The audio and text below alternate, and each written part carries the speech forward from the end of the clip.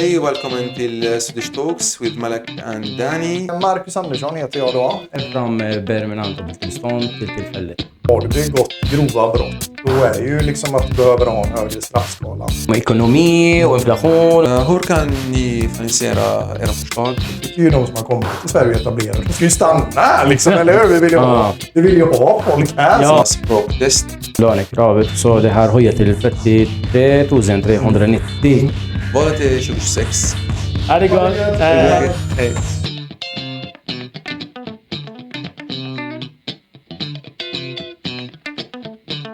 Hej och välkommen till Swedish Talks with Malak and Danny. Idag ska vi träffa Marcus Andersson från Socialdemokraterna. Han är kandidat till riksdagen för Skaraborg. Tjena! Tjena Marcus! Nej, Kul det- att få vara här. Tack detsamma. Ja.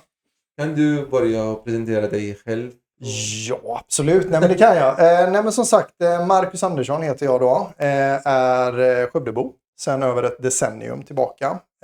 Är anställd som stödassistent i Skövde kommun. I grunden var det så jag träffade Danny Yes. på Nyckelpigevägen. Jajamän. Men har även en bakgrund inom Försvarsmakten. Jag jobbade 4 år som man kallar kontinuerligt anställd och sen 4 år som tidvis. Idag är jag primärt förtroendevald på heltid, vilket innebär att jag jobbar politiskt och fackligt större delen av min arbetstid helt enkelt. Och fritid för den delen, Ja. så kan man ju säga då. Och som sagt, kandiderar ju då till riksdagen för Socialdemokraterna från Skaraborg, eller för Skaraborg. Och jag har även varit ersättare i riksdagen den här mandatperioden som inte slutar då. Men jag var inne 22-23 som ersättare i försvarsutskottet. Och sen var jag inne i skatteutskottet 25 som riksdagsledamot och tjänstgjorde då. Så det var ju en spännande upplevelse. Har fru och barn. Och en hund, en labrador. Sen drev jag tillbaka igen. Och vi kan väl stanna där med. Och som sagt, vad gör jag annars på fritiden? Är det väl när man inte är med familjen och jobbar politiskt, så är det ju främst träning och jakt som jag försöker hinna med. Så. Kul. Nej, och alltid det var så Marcus, alltid du säger att han har hård hinner och så. Mitt i. Det är flängande ibland. Ja, precis. Ja. Intressant. Ja, faktiskt. Yes. En fråga också. Varför valde du gå med i just Socialdemokraterna? Nej, men man skulle väl kunna säga att det var nog inte bara en anledning utan flera. Under en tid så liksom landar man väl in i ett sånt beslut att man känner sig partiorienterad.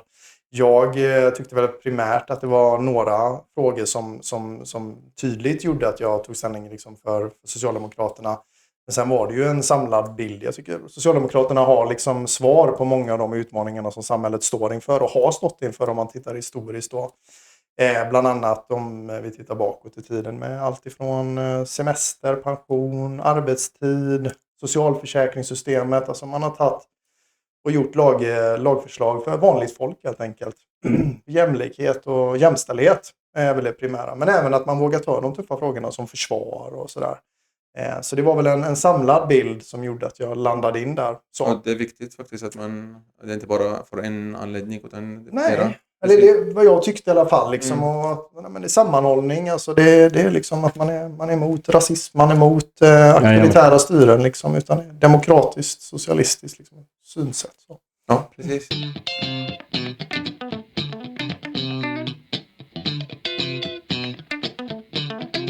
Nu Marcus, vi har haft mycket frågor när vi räckte reklam från våran tittare så om uppehållstillstånd. Det här andra, det är från permanent uppehållstillstånd till tillfälligt. Varför då? Alltså om jag har förstått frågan rätt så har det ju att göra med 2015 när vi gjorde den ändringen när vi satt i regering. Ja. Och det, ska jag vara helt ärlig så är ju grunden var ju att vi ville egentligen minska migrationen. Alltså det handlar ju om att Sverige som ett land på några miljoner invånare tog emot 12% av EUs totala asylinvandring. Det vi ansåg är ju att de som är här måste vi ju liksom ta hand om och vi behöver se till att det finns en integration för alla personer. Det är liksom den grundläggande delen var att vi kände att vi hade liksom inte kapacitet att ta emot mer innan vi har liksom tagit hand om de som har kommit hit helt enkelt. Så det var väl liksom den grundläggande tanken. Och jag vill bara tillägga att jag var ju inte i regeringen. Jag satt inte i de rummen att besluten. Men självklart så är ju det en politik som alltså, man förändrade den. Det är faktiskt en migrationspolitik som var på en väldigt stor ändring på de närmsta 40 åren. Så. Ja, och det är en viktig fråga också, som Danny säger nu, att det är många tittare tycker, alltså varför Socialdemokraterna har valt det här. Tycker ni som parti att det har fungerat bra med det här tillfälliga? Så det är väl ska man säga, jag tror det finns många olika perspektiv i den frågan. Ja, alltså utifrån vad den utformades så minskar ju migrationen. Så att den var ju effektiv om man uttrycker så. Sen är det klart att det finns individer, förstår man ju, som inte har nått upp. Och de här tillfälliga uppehållstillstånden bygger ju också på att det handlar om att du skulle kunna försörja dig, hitta en bostad, och det här var ju under 3 år. Så det var ju inte heller per automatik att nej men nu är det tack och hej, utan det var mer liksom att kan man inte göra de här delarna, ja då blir det ju tyvärr på det här sättet, och att då har du ju möjlighet att få ett permanent helt enkelt. Ja, men jag håller med dig också, det blir om som motivation, alltså för att motivera sig att man måste inte bara sitta och vänta till stödet, men man måste lära sig språket och hitta jobb och sånt, så det är bra. Ja,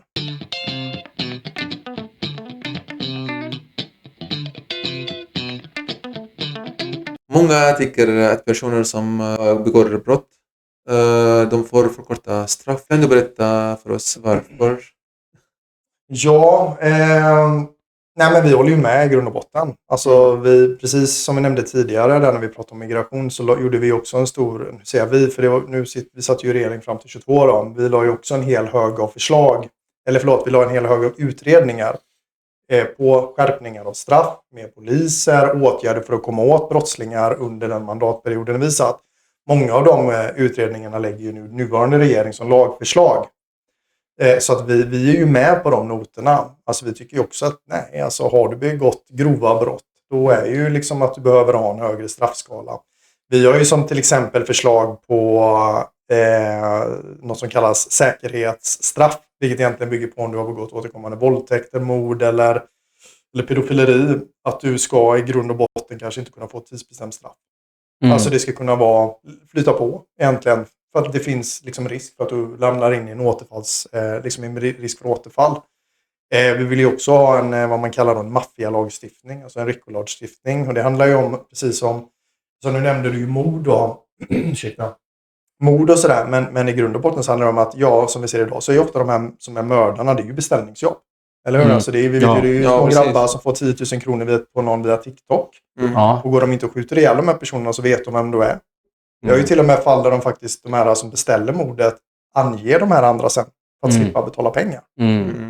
Så det finns ju liksom en uppbyggd problematik kring det, och vi tycker ju att alla som är inblandade i det här, de ska ju man kunna sätta dit. Och det är vad man kallar en RICO-lagstiftning. Alltså det var ju i USA gick de ju fram mot maffian väldigt hårt. Att har du samröre i någon kriminell organisation, så ska du ju också kunna bli dömd i samröret med det då. Men även precis som vi sa, så nej, jag håller med, och det är ju vi socialdemokrater också. Vi tycker ju att man behöver skärpa straffen på många av de här, och vi har lagt utredningar och förslag på att man ska göra det. Så jag håller helt och hållet. Ja, precis. Mitt om alltså heltids, alltså livstid. Ja, livstid finns ju redan idag. Vi har ju några som sitter på livstid som inte har fått beviljat, men så det finns ju redan idag. Men det är ju ofta som vi pratar om är ju liksom brottets natur, att i lagtext så kanske det inte motsvarar, precis som du sa då, att men om det är våldtäkt eller om det är ett mord, det kan ju vara 6 månader, eller 6 månader kanske, men 6 år på ett mord eller någonting, där det kanske egentligen borde vara livstid utifrån. Ja, precis. Så det finns ju, självklart vi tycker att det ska inte liksom vara så enkelt att kunna begå mord i Sverige. Och de mördare, alltså de går på gatan efter 6 år kanske, eller max 12 år. Så det är inte farligt för andra personer.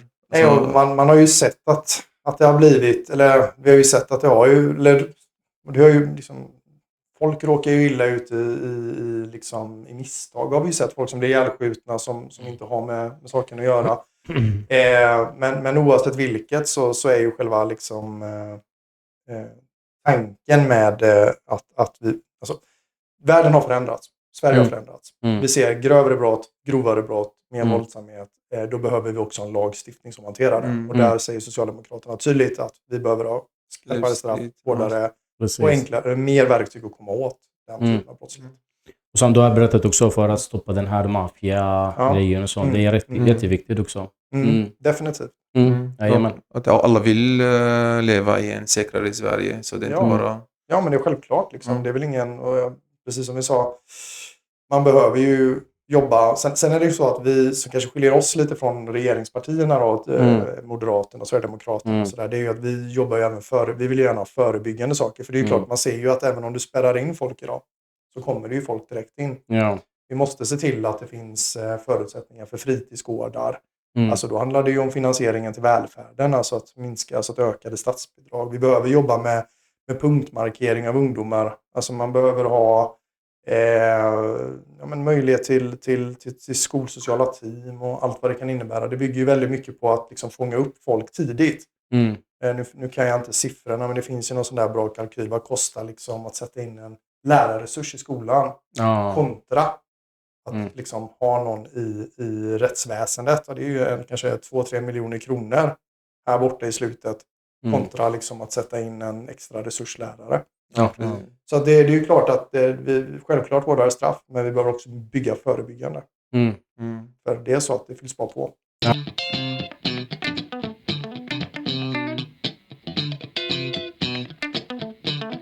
Nu hela världen pratar om ekonomi och inflation och massa olika saker. Så det är jätteintressant att veta hur Socialdemokraterna har bild för ekonomin och läget och framtiden. Alltså omvärldsläget är ju som det är. Så enkelt är det. Men det fråntar ju inte dig som regering alltså möjligheten till att stimulera ekonomin. Och vi tycker ju att den nuvarande regeringen har ju inte gjort speciellt mycket alls. Om man tittar. Alltså vad är det man har gjort egentligen? Man har sänkt skatterna för de rikaste. Men jag tror det var 2025 års budget, alltså förra året. Så var alltså reformutrymmet som man pratar om, det alltså som ska gå till Sveriges olika välfärd och satsningar och vad det kan vara. 45% i skattesänkningar. Har det ekonomiska läget blivit bättre? Ja, alltså vi ser att det är liksom rekordkonkurser. 100 000 mer personer arbetslösa i Sverige. Vi ser att matpriserna har blivit dyrare. Reallönerna har minskat. Så det är klart att vi tycker att man behöver göra mycket mer. Våran syn handlar ju om att man behöver nummer 1 få igång byggandet, tycker vi. Alltså vi behöver ha statliga investeringsstöd för att få igång byggandet. För det är klart att bygger du, vi har ju bostadsbrist i Sverige också, stimulerar det ekonomin, mer folk kommer i jobb. Sen behöver man ha arbetsmarknadspolitiska insatser. Här tycker vi också att regeringen lyser med frånvaro. Alltså när man byter arbetsmarknadsminister 3 gånger, alltså varje år. Vet man ens vem det är? Nej. Och ändå då som jag säger, då så har vi 500 000 arbetslösa i Sverige. Det är klart att det påverkar ekonomin. Och väljer man att inte göra någonting så är det ju självklart att det inte sker eller någonting heller. Tittar vi på hur kommuner och regioner har liksom fått finansiering, så har man ju valt att inte räkna upp alltså vad man säger då, de statliga bidragen. Vilket gör egentligen att allt annat blir dyrare. Bensin, lönekostnader, el, men ni vet alla fördyringar som runt om går. Får inte kommunerna uppräkningar? Ja, det är klart, då får man ju sätta kommuner och regioner på svältkurs. Säga upp folk och så vidare. Så nej, vi tycker ju att man behöver göra flera saker. Vi behöver ha en tillväxtpakt. Alltså vi behöver gå med näringslivet för att få igång. Vi behöver satsa på jobb. Vi behöver våga stimulera med att till exempel slopa karensavdraget. Det är jätteviktigt. Det är ju en sån grej. Självklart. Idag är det ju arbetstagaren som står för den kostnaden. Och det är ju klart att får du de pengarna, vad går du och gör om du inte har ett avdrag i karens? Ja, du går ju spendera de pengarna. Eller? Det är ju en del att få igång liksom ekonomin. Sen finns ju den här diskussionen ibland om att tar man bort karensavdraget då, vad händer? Kommer fler folk fuska eller mer folk vara sjukskrivna? Nej, skulle jag vilja säga. Alltså om man tittat på runt om i landet, för det är ju Sverige är ju det enda landet i Norden som har karensavdrag. Och de andra länderna ser ju inte ut, varken Norge, Danmark eller Finland ser ut att gå till helsike i min värld. Så jag tycker det är dags att vi moderniserar det. Och just det, på tal om skulle det bli med sjuka då, så nej, alltså det är klart, tar du redan en karens då, alltså att du redan får ett avdrag, ja då ser man ju att risken är ju att du ofta är hemma längre. Eller hur? Att du har ju redan tagit en smäll. Ja, då kanske du stannar de här 2-3 extra dagar tills du verkligen känner dig frisk. Och sen har du ju faktiskt kostnaden av att folk går till jobbet sjuka. Eller hur? Men det är ju som smittar de andra också. Det är precis, det är farligt. Ja, du smittar andra äldre, brukare. Alltså, Ja. jag menar, det jobbet jag kommer ifrån så ingår det ju ibland att ta hand om sjuka personer. Det är klart att jag kan bli smittad på jobbet.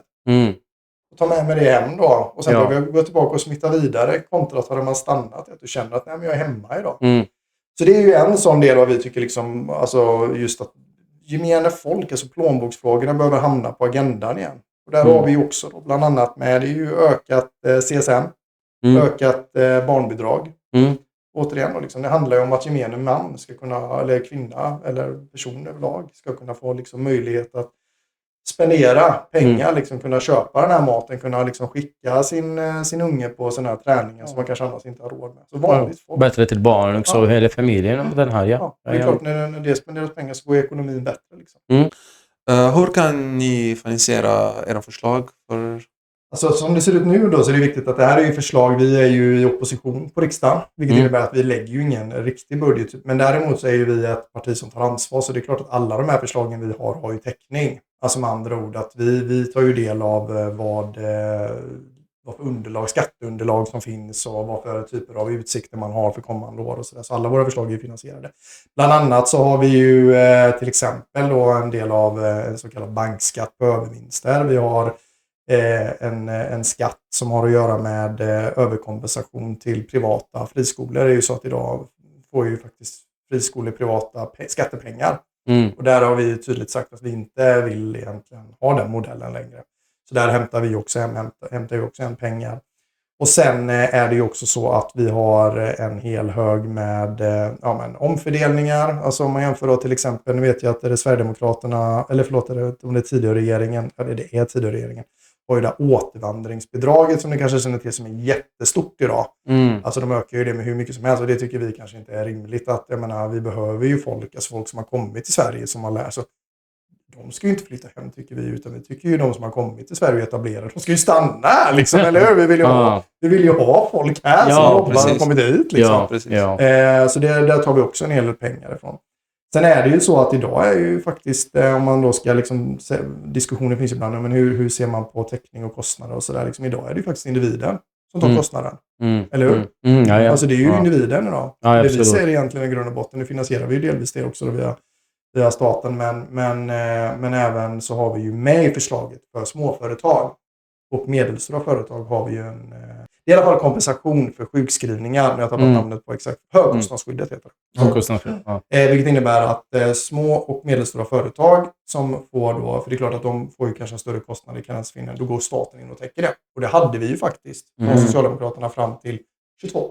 Tills tidigare regeringen skrotade. För det var ju under pandemin, ni vet. Så att där går vi också in och täcker då för de företagen som kanske kommer att få svårast att ställa om. Helt enkelt. Men för den överdrivna finansieringen av budgeten har vi täckning. Vi har omfördelning, vi har skatteintäkter, vi har utökade skatteintäkter som jag nämnde då i form av bankskatt och överkompensation på friskolor bland annat. Yes.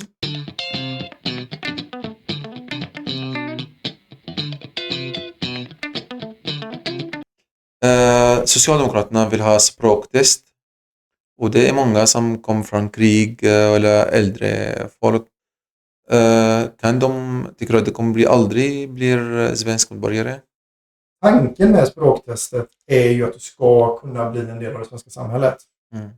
Och det är ju också därför man har valt att ställa det. För det finns ju kanske en djupare fråga i det här som handlar om, vi har varit inne och kanske berört lite grann det här med parallellsamhällen och utanförskap. För det handlar ju om att kan du inte kommunicera på svenska inom liksom ramen för en grundläggande, för grundläggande delar i samhället, så blir det ju väldigt svårt att till exempel skaffa ett jobb. Så är ju ett exempel. Eller kunna känna att man kan kommunicera med myndigheter. Risken finns ju också att du faktiskt blir utnyttjad. Det är ju också en sån del vi ser mer och mer idag, alltså att vi har faktiskt arbetsgivare och kriminella som utnyttjar folk. De förstår inte hur svenska systemet fungerar. Säger att när man går du till polisen så händer det här eller vad det är. Så det handlar ju om att vi vill stärka individen att kunna bli en del av svenska samhället.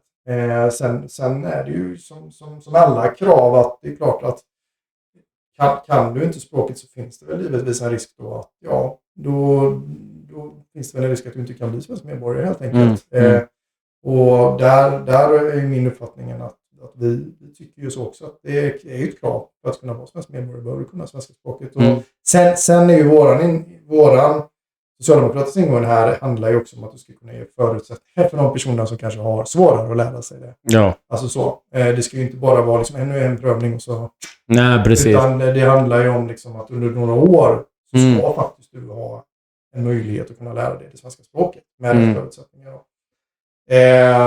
Så det finns saker som underlättar till de som är äldre, kan man ta så den här svenska testen? Jag har inga exempel på så eller så, men liksom Socialdemokraternas grundtes är ju liksom, vi har ju liksom ett uttryck som handlar om att liksom kräv din rätt men gör din plikt. Vilket innebär liksom i grund och botten att du ska ha rätt i allt vad samhället innebär, generell välfärd, jobb, socialförsäkring och allt vad det kan vara. Men det handlar också om att det ställer ett krav på dig. Att du faktiskt söker jobb. Att du utbildar dig. Att du deltar i arbetsmarknadsprojekt. Precis. Att du går och liksom träffar myndigheten när kravet ställs. Och i det här fallet så tycker vi ändå att det är en minsta rimliga är ju att kunna svenska språket. För att kunna vara en del av svenska samhället. Jag håller med dig faktiskt. Alltså, jag och Danny också, vi här bor i Sverige typ i 11 år. Och alltså, språket var absolut viktigast för att man kunna hitta jobb. Det är nästan omöjligt att man hittar jobb utan man pratar svenska. Ja. Och såklart, alltså, svenska det är alla språk nyckel till samhället. Till exempel nu vi sitter och pratar med dig och det här är jättespännande att vi lär känna en person som dig. Så inte bara att lära svenska eller för jobb eller något, utan det är för samhället, för att bygga relation, för att. Och det är ju viktigt också, man kan säga en sak till mina barn till exempel. Om man är bjuden till ett utvecklingssamtal i skolan. Kommer då, om du känner, om det kan inte svenska, du sätter din son och säger allt rätt, allt är bra. Och sen när jag säger det här och du blir chockad, och då bara knickar så här. Så viktigt att du vet språket. Annars blir du även din son. Så det är viktigt med språket. Nej, men jag håller med och det är ju precis som du säger, det finns ju så många aspekter av det. Sen är det klart, precis som du säger, att många av dem, alltså, i vår värld så är ju mycket ihop med bland annat arbetsmarknadspolitiken i det här liksom, och det handlar ju om att vi behöver ha arbetsmarknadsprojekt och jag tänker som man kan ha är ju liksom arbetsmarknadsprojekt i form av att du får vara på en arbetsplats och går staten in och subventionerar en anställning för att du ska få också lära dig så du får träffa andra på arbetsplatsen. Att du kanske inte är där riktigt än med språket att du kan få en liksom, tillsvidareanställning. Men staten kan vara beredd att gå in och ta en del av kostnaden för en arbetsgivare som väljer att plocka in någon. Då får du träffa andra, du får liksom använda språket i vardagen. För det är ju där, precis som du säger, man lär sig språket med andra människor lika mycket som att man lär sig andra uppgifter, tänker jag.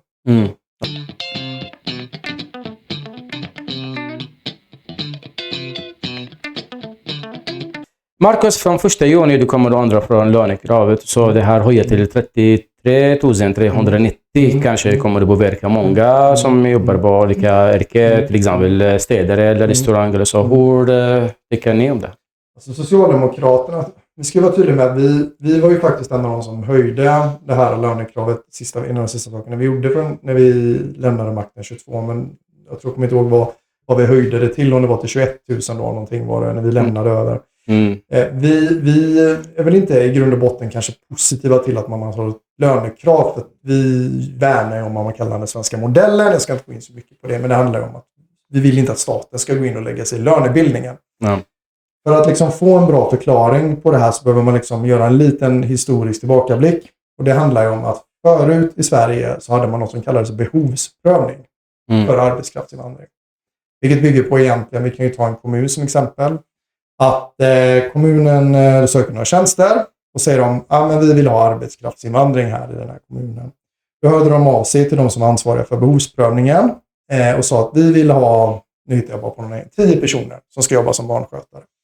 Då gjorde den här behovsprövningen, tittar man på kringliggande kommuner och kommunen och så tittar man, är det arbetslösa här?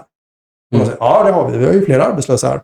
Då säger man nej, vi behöver inte ta in någon arbetskraftsinvandring för att vi har ju folk som är arbetslösa. Så det var ju så hela modellen bygger på, för det handlar ju i grund och botten om att vi inte vill att folk att man ska lönedumpa. För det handlar i grund och botten, ofta kommer det ju folk från andra länder och tar jobb till billigare pris. Det är ju det handlar om i vissa delar.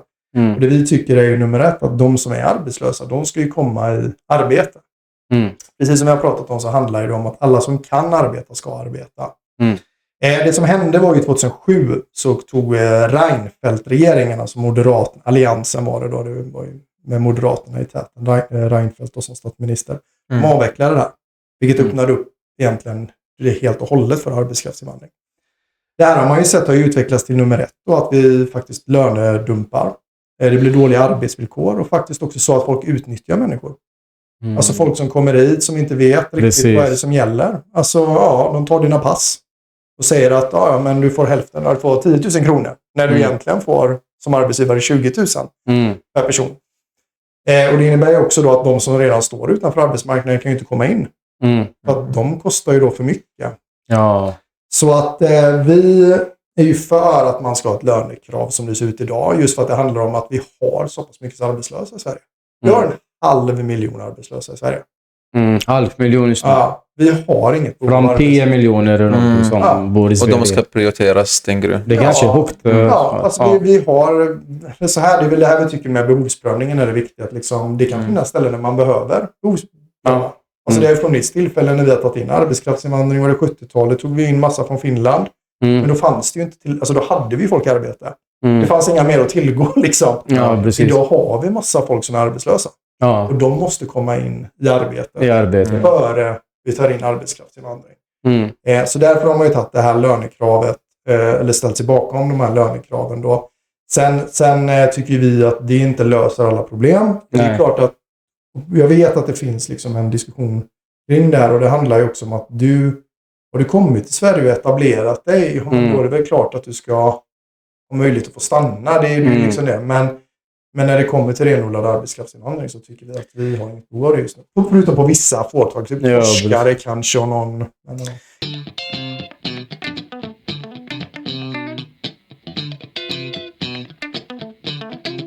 Valet är 2026. Vad är viktigaste politik för om vi pratar när det gäller migrationspolitik och även för hela Sverige?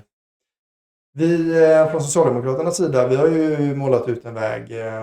Vi har ju något som kallas kongress när vi fattar beslut om den politiken vi ska ta. Och där har vi tagit en riktning runt migrationen som handlar om en hållbar, stram migration. Alltså det bygger i grund och botten på att, som jag nämnde tidigare, vi behöver liksom integrera de som har kommit hit. Eller de behöver förutsättningar att bli integrerade. Och sen ska vi absolut ha asylmottagande. Så är det ju. Men vi håller oss på de nivåerna inom EU då. Helt enkelt som är minimumnivåerna. När det kommer till den övergripande delen av valet och politiken så tycker vi att det står väldigt mycket på spel. Jag tycker att den nuvarande regeringen har fått 4 år. Vad har man gjort? Man har liksom bottendykt i nästan alla olika typer av mätningar. Allt har blivit dyrare, jobben har blivit färre. Vi vill vända på det. Vi vill investera i Sverige.